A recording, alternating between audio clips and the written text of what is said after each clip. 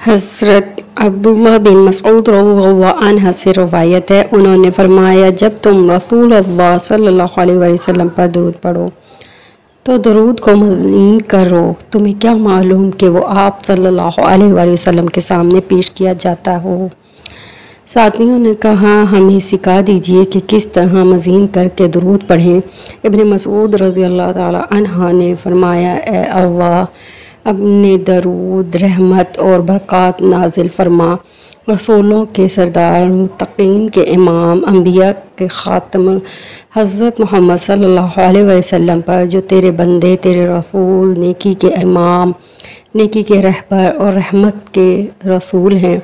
अल्लाह, उन्हें मकाम महमूद पर फाइज़ फरमा, जहाँ उन पर पहले और पिछले सब जिन और इंसान रश्क करेंगे। अल्लाह, मोहम्मद सल्लल्लाहु अलैहि वसल्लम पर और मोहम्मद सल्लल्लाहु अलैहि वसल्लम की आल पर रहमत नाज़िल फरमा, जिस तरह तूने इब्राहीम अलैहिस्सलाम पर और इब्राहीम अलैहिस्सलाम की आल पर रहमत नाज़िल फरमाई।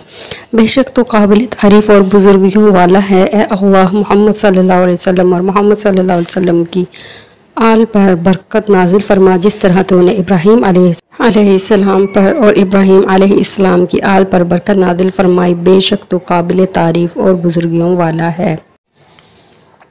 हज़रत आमिर बिन रबिया रज़ियल्लाहु अन्हु से रवायत है, नबी सल्लल्लाहु अलैहि वसल्लम ने फरमाया, जो मुसलमान मुझ पर दरूद पढ़ता है, फ़रिश्ते उस वक्त तक उसके लिए रहमत की दुआ करते रहते हैं जब तक वो मुझ पर दरूद पढ़ता रहता है। अब बंदा चाहे ये अमल कम करे या ज़्यादा करे, उसकी मर्ज़ी। हदीस सनन इब्न माजा 906।